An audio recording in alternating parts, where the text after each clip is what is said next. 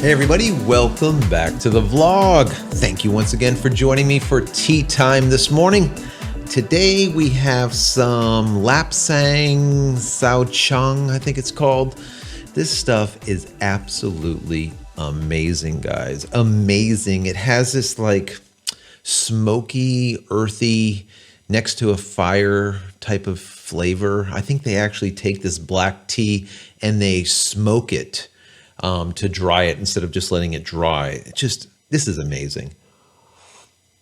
If you haven't tried this, you have to try it. One of you guys out there, I wish I knew your name right now, but when I find it, I'll tell you who it is. They suggested this and wow, thank you. Appreciate it.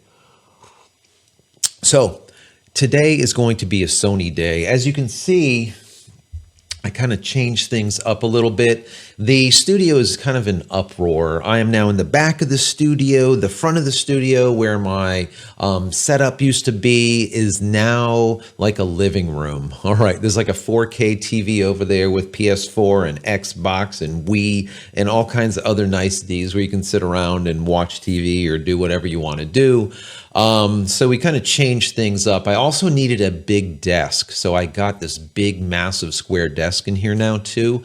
Because there's a lot of reviews that I'm going to start doing in the next couple of weeks because people have been sending me stuff to check out and it's like I haven't had time. So we're basically doing a little revamp of the studio so I'll be able to conduct business, so to speak, properly, or at least with space and be able to do it how I'd like to do it. So hopefully you like the new setup over here. We're going to be changing it up. This is kind of just thrown together right now. But as you can see, I have my witchy vibe going on. It is the season. But let me get back into Sony and let you know what's going on over there. This is really, really interesting news. And I think Canon should be kind of worried about this a little bit. So just recently, there was some real credible evidence, let's say a prototype or who knows what, of the successor of the A7S2, which is the S3 that will be coming out very soon. And there is some really interesting information here. Well, number one, of course, we know that it's going to shoot 4K 60p all day long. We know that's going to be the case.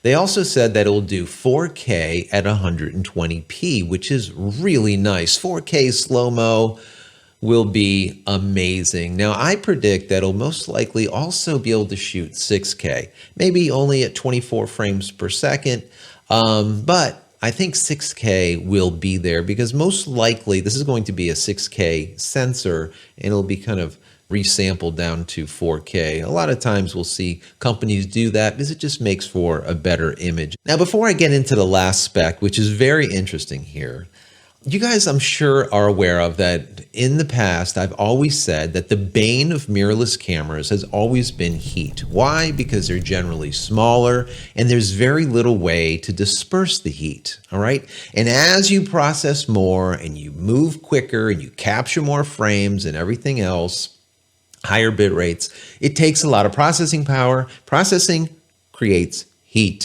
Right? So that has always been a big issue. Now, I have always shot Canon C series for my professional work, right? C100, C300s, whatever.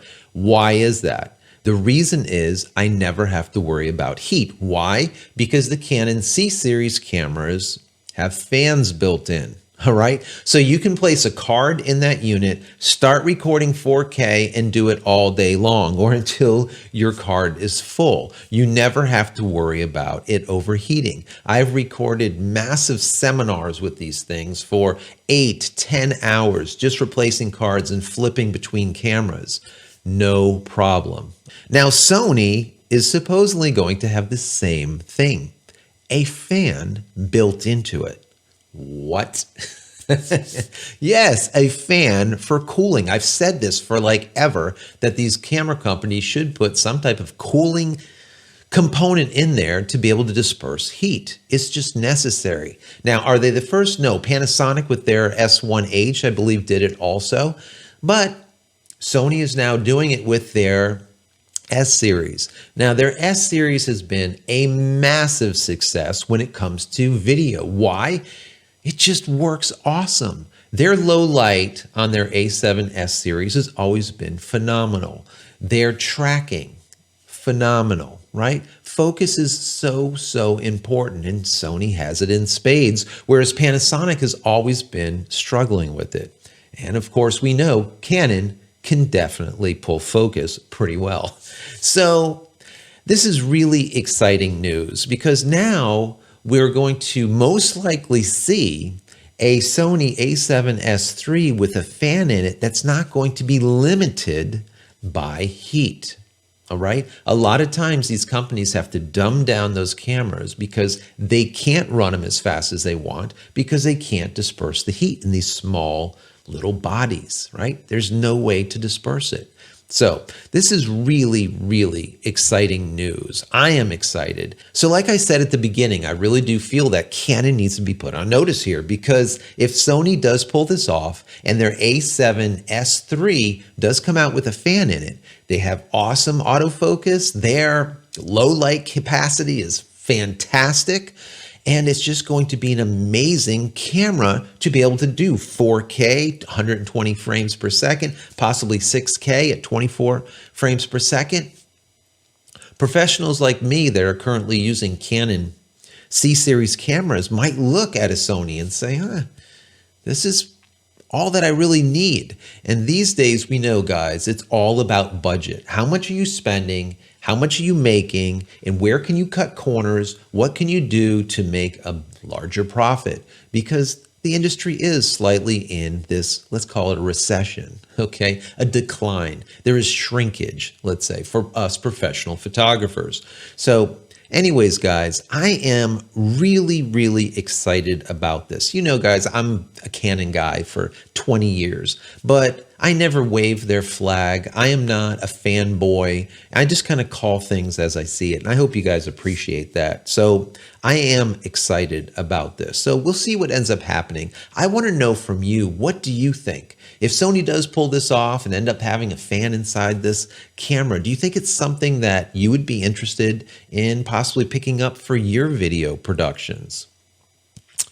Let me know in the comment area below. Let's have this discussion. And after that, move into our community, the creative community that I put together for you guys over at community.JCristina.com. Once again, community.JCristina.com. Check that out.